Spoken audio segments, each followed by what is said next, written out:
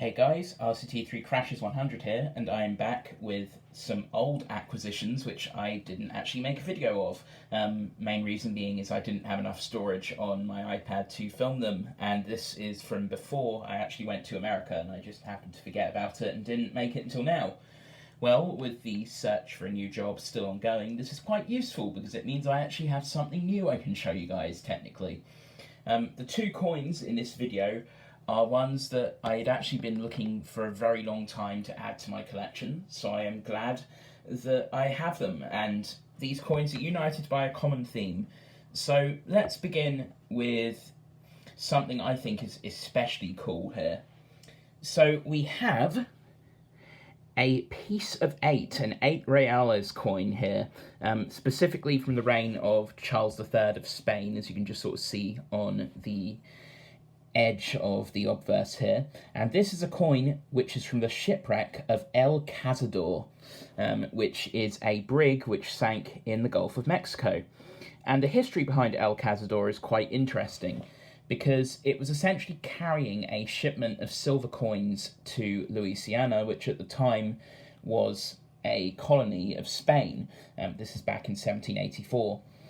And it sunk in a storm. And the reason why it was carrying silver, though, was because at the time, Louisiana relied on paper currency. It didn't have any backing. It was actually fiat currency. This was going through a period of hyperinflation, and essentially, in an effect to try and stave off the inflation and the devaluation of the currency, the Spanish Empire actually decided to bring Louisiana to the silver standard, and that's why these coins began their journey from Spain, and presumably from other portions of the empire. So obviously this coin has been weathered by the sea, so it can't really be given like a numeric grade, because how would you grade something that's been underwater for several centuries? As a fun fact, the trawler which actually found these coins, because it was discovered completely by accident when it started pulling up coins along with the other things in its net, is nicknamed, or not nicknamed, its actual name was Mistake. So this ship sank due to an accident beyond its control, and then a trawler discovered it by accident, and its name was Mistake. So if we go to the reverse here, this is an interesting piece of culinary history. We have the coat of arms of Spain, and it's actually believed that the symbol for the dollar may have been inspired by the reverse of these coins. So as you can see here, it's more visible on the left, we have the pillars on either side of the coat of arms, and ribbons encircling them, sort of in an S shape. And this may have inspired the shape of the dollar symbol, which of course is an S with two lines running through it, although in some fonts and in some ways of handwriting it only has one line running through it. So I'm actually really pleased with the quality of this coin. Something I find fascinating is it actually shows weathering, and in a weird way, I actually kind of like this more than if it was one of the more pristine examples, because it actually shows the state of its condition and what it went through down in the Gulf of Mexico. So yeah, all in all, a seriously cool coin, and one I'm really glad I actually have in my collection.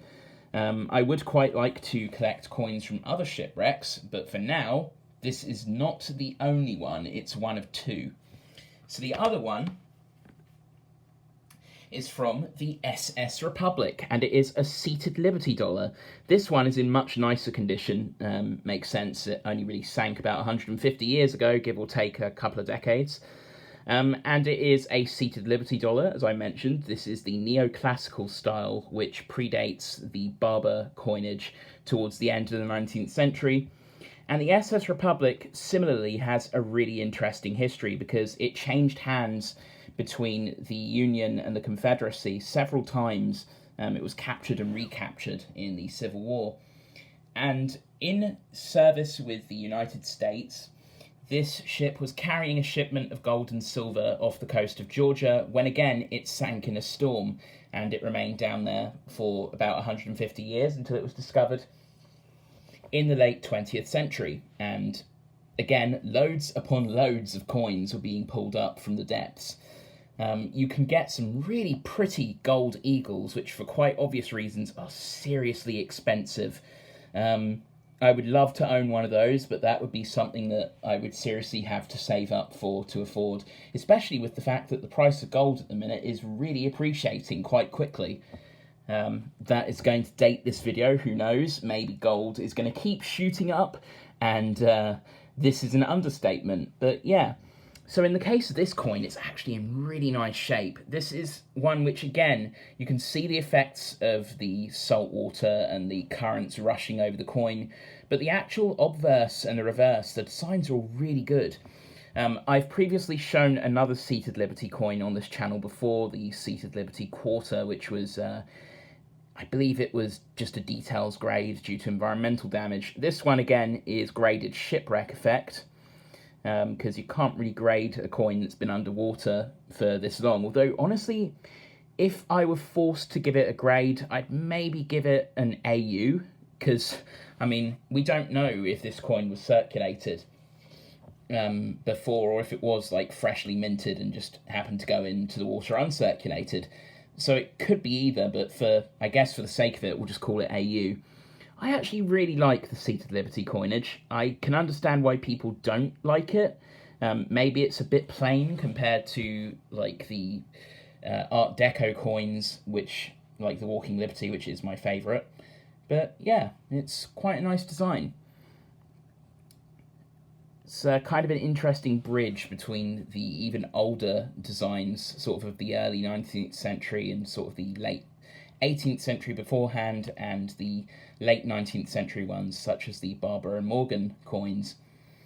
Really, really quite nice. And this is an O mint mark, so it means it came from the New Orleans Mint, which is an interesting coincidence, because of course New Orleans is in Louisiana, which at the time this ship sank, of course, was now firmly a territory of the United States. So with that being said, that's more or less where I can end this video. Let's bring the two coins back into frame. So this has been a very quick video on two shipwreck coins. This coin in particular, of course, considering it dates from the reign of Charles III, and therefore that gives it a definitive range of years that I can't remember off the top of my head, but it ended in 1788, and this ship sank in 1744, it would technically mean it was one of the newer coins minted in the reign, I suppose, depending on how new it was. But yeah, before we ramble too much, that's more or less where I can end this video. I'm RCT3 Crashes 100, and this has been a video on two shipwreck coins. Thanks for watching. Over and out.